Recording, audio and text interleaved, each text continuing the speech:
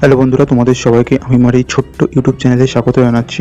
আমাদের যে প্রথম প্রশ্ন সেটা হলো কি মানবদেহে মোট কটি ক্রোমোজোম থাকে, কটা ক্রোমোজোম থাকে? সঠিক উত্তর তোমরা জানো যে 23 জোড়া মানে 46টি ক্রোমোজোম থাকে। ঠিক আছে, তারপরে শরীরের সবচেয়ে বড় অঙ্গ কোনটি? শরীরের সব থেকে বড় যে অঙ্গ সেটা হৃৎপিণ্ড নয়, ফুসফুসও নয়, যকৃৎ নয়। সঠিক উত্তর ত্বক হলো গিয়ে শরীরের সব থেকে বড় অঙ্গ। ঠিক আছে, তারপরে শরীরের সবচেয়ে বড় কোষ কোনটি? সেটা হলো গিয়ে ডেফিনেটলি জানো স্নায়ু কোষ। ঠিক আছে, শরীরের সব থেকে বড় কোষ। তারপরে মানবদেহে মোট কটি অ্যামাইনো অ্যাসিড পাওয়া যায়?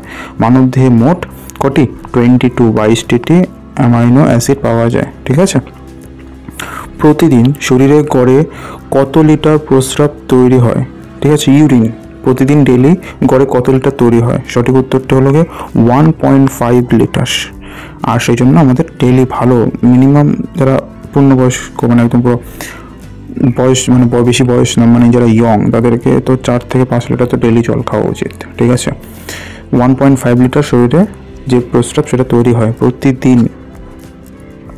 টিবিয়া নামক হাড়টি শরীরের কোন অংশে থাকে? টিবিয়া নামক হাড়টি শরীরের পায়ে থাকে, পায়ে থাকে টিবিয়া নামক হাড়। তারপরে দাঁত ও হাড়ের গঠনের জন্য কোন দুটি উপাদান সবচেয়ে গুরুত্বপূর্ণ? সবাই জানো ক্যালসিয়াম আর ফসফরাস। হাড়ের ক্ষেত্রে তো ক্যালসিয়াম মাস্ট দরকারি, কারণ হাড় মজবুত ক্যালসিয়ামের মাধ্যমে হয়ে থাকে। আর ফসফরাস তাহলে দাঁত ও দাঁতের ক্ষেত্রে ঠিক দাঁত এবং হাড়ের গঠনের জন্য যে দুটো উপাদান সবথেকে গুরুত্বপূর্ণ সেটা ক্যালসিয়াম আর ফসফরাস। ঠিক আছে, তারপরে রক্ত জমাট বাঁধতে সাহায্য করে কে? রক্তকে জমাট বাঁধতে সাহায্য করে হলো গিয়ে প্লেটলেট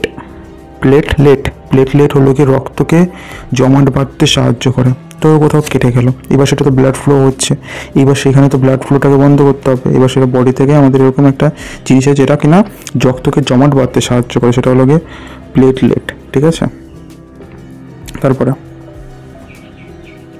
প্রশ্ন হলো গিয়ে মস্তিষ্ক ও মাথার গঠন নিয়ে কোন শাস্ত্র আলোচনা করে মস্তিষ্ক এবং মাথার গঠন নিয়ে? সেটা হলো গিয়ে ফ্রোনোলজি মস্তিষ্ক এবং মাথার গঠন নিয়ে আলোচনা করে, ফ্রোনোলজি। তারপরে লাস্ট প্রশ্ন, শ্বাস প্রশ্বাসের সময় সবচেয়ে বেশি গ্রহণ করা গ্যাস কোনটি? নাইট্রোজেন। শ্বাস প্রশ্বাসের সময় সব থেকে বেশি আমরা যেই গ্যাস গ্রহণ করি সেটা হলো গিয়ে নাইট্রোজেন, ডেফিনেটলি, কারণ পরিবেশে নাইট্রোজেনের পরিমাণ 78%। তারপরে আছে 21% অক্সিজেন। অতএব যদি আমরা শ্বাস প্রশ্বাসের মাধ্যমে যে বাতাসটা আমরা ভেতরে নিই সেটাতেও তো নাইট্রোজেনের পরিমাণ ডেফিনেটলি বেশিই থাকবে। হ্যাঁ, পরে সেটা বেরিয়ে যায় সেটা আলাদা বিষয়। ঠিক আছে, কিন্তু নাইট্রোজেনের পরিমাণ সব থেকে বেশি থাকে। ঠিক আছে, একটু রিভিশন বলতে আবার প্রত্যেক দিন 10টা করে ডেলি ডোজ হবে আর রিভিশন চলতে থাকবে। এগুলো তোমরা একটা শর্ট করে একটা খাতায় ছোট্ট করে একটা লিখে রাখবে। প্রত্যেকদিন 10টা পড়াবো, প্রত্যেকদিন 10টা, সেটা একটা শর্ট করে একটা খাতায় যাতে ওয়ান লাইনার মানে ছোট্ট করে লিখে রাখবে, যাতে তোমাদের মতন করে মনে রাখতে পারো। আর প্রত্যেকদিন একবার চোখ বোলাবে, হয়ে যাবে। ঠিক আছে, দেখো শ্বাস প্রশ্বাসের সময় এটা সব থেকে বেশি নাইট্রোজেনই দেহের মধ্যে প্রবেশ করে। মস্তিষ্ক এবং মাথার গঠন নিয়ে যে আলোচনা হয় সেটা হলো গিয়ে ফ্রোনোলজি। আর প্লেটলেট এটা হলো গিয়ে জমাট বাঁধতে সাহায্য করে রক্তকে। দাঁত এবং হাড়ের গঠনের জন্য যেন ক্যালসিয়াম আর ফসফরাসটা। ঠিক আছে, তারপরে টিবিয়া নামক হাড়টি শরীরের পায়ে থাকে, আচ্ছা, প্রতিদিন শরীরে গড়ে ওঠে কত লিটার প্রস্রাব? সেটা হলো গিয়ে 1.5 লিটার। মানবদেহে মোট অ্যামাইনো অ্যাসিড আছে কটি? সেটা 22টি আছে। স্নায়ু কোষ হলো সব থেকে বড় কোষ। ঠিক আছে, আর শরীরের সব থেকে বড় অঙ্গ হলো গিয়ে ত্বক।